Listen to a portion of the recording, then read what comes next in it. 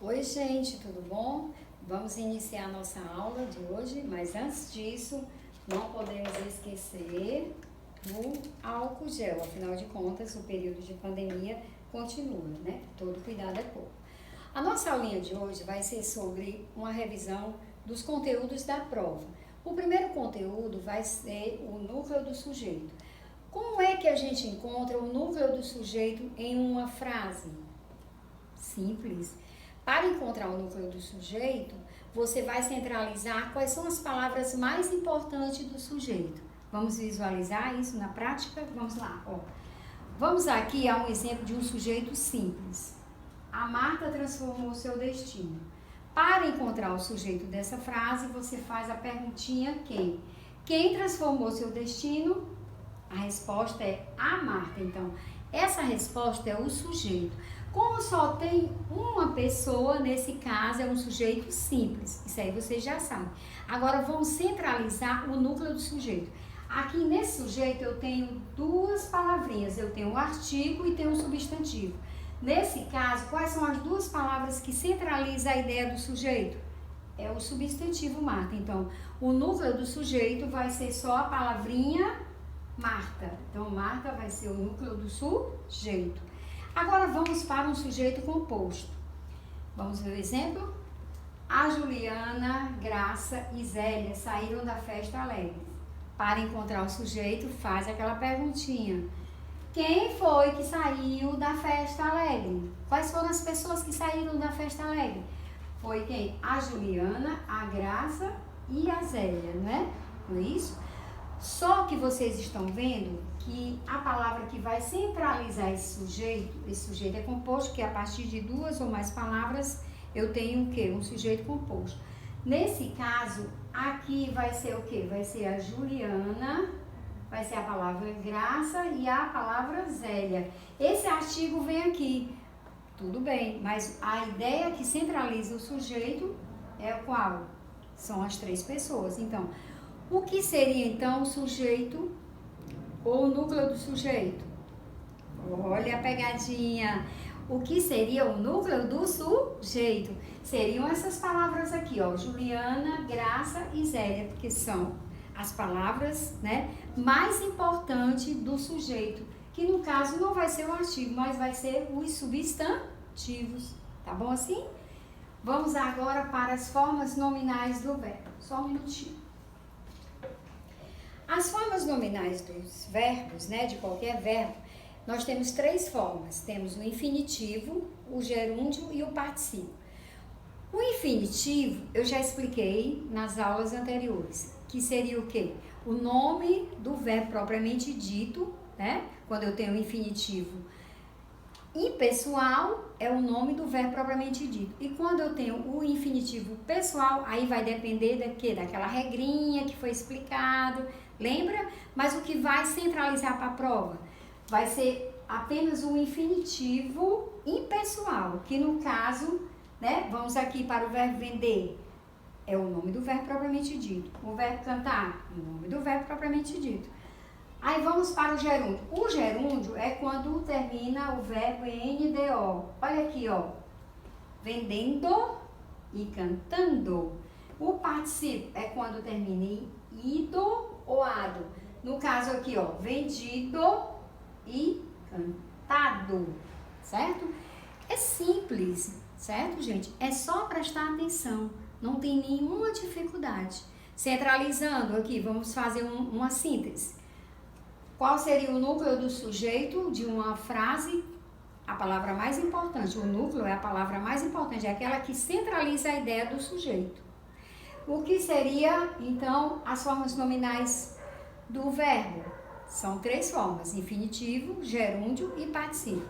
Infinitivo, temos infinitivo impessoal e pessoal. No caso, eu vou querer mais o infinitivo impessoal, que é o nome do verbo propriamente dito. O gerúndio NDO e o particípio ado ou ido. Dando continuidade ao conteúdo da prova, vamos lá. Temos dois tipos de predicado, né, que foi explicado, o predicado nominal e o predicado verbal. Eu vou dar ênfase no predicado nominal. Vamos à explicação? O predicado nominal, qual seria a fórmula dele?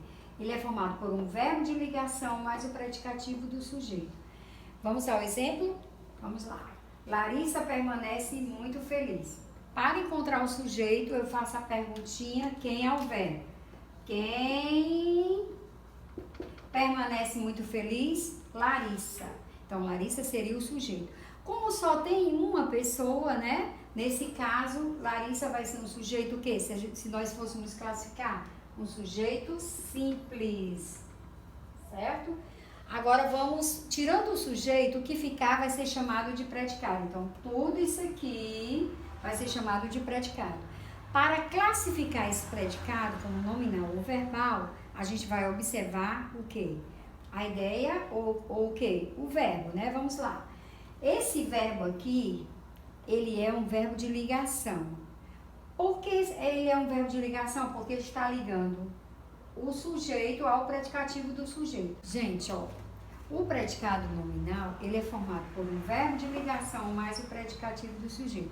O que seria o verbo de ligação? É uma palavra, né, que vai fazer o elo de ligação entre o sujeito e o predicativo do sujeito. E quais seriam os verbos de ligação? São esses aqui: ser, estar, permanecer, parecer, continuar, entre outros. Então, quando eu tenho um verbo de ligação, é um caminho já para me dizer que eu tenho um predicado nominal. Mas para que esse predicado seja completo, além do verbo de ligação, eu tenho que ter o quê? O predicativo do sujeito, que são as palavrinhas que vêm após o verbo de ligação. Vamos para essa frase aqui, ó. Larissa permanece muito feliz. Permanece é um verbo de ligação? Sim, ele está bem aqui, ó. Permanecer. Ser, estar, permanecer, ficar, aparecer, lembram? Então, nesse caso, eu tenho um verbo de ligação. O que vem após ele, que é muito feliz, vai ser chamado predicativo do sujeito. Por quê? Porque está qualificando a Larissa. Então, nesse caso, muito feliz vai ser o predicativo. Aí você vai me perguntar, e qual seria o núcleo do predicado nominal? Vai ser, nunca poderá ser o verbo. O núcleo do predicado nominal sempre será um nome, que no caso vai ser qual das duas palavrinhas que vem após ele, que são chamadas de predicativo do sujeito? Vai ser a palavra feliz, porque feliz é a palavra que qualifica realmente o sujeito, tá certo? Vamos para outra frase. Mariana está triste. Para encontrar o sujeito, faz aquela perguntinha ao verbo. Quem está triste? Mariana. Mariana é o sujeito. Nesse caso, é um sujeito simples, porque só tem uma pessoa, que no caso é Mariana. O que vem após o sujeito vai ser chamado o quê? De predicado. Vamos classificar o predicado. Para classificar, vamos olhar o quê? Observar o verbo para classificar o predicado. Nesse caso, esse verbo aqui, ele faz parte dessa lista aqui, né? Ele está bem aqui, ó, está. Então, eu já digo que esse verbo é um verbo de ligação, já é meio caminho para dizer que se trata-se de um predicado nominal. Mas, para ter a certeza, eu vou observar as palavrinhas que vêm depois, que no caso aqui eu só tenho uma que é triste. Então, nesse caso, triste é o predicativo do sujeito. E qual seria, então, o núcleo desse predicado nominal? Seria a palavra triste, porque está qualificando Mariana. Só é isso, certo, gente? Eu espero que vocês tenham aprendido. É apenas uma pequena revisão para a prova.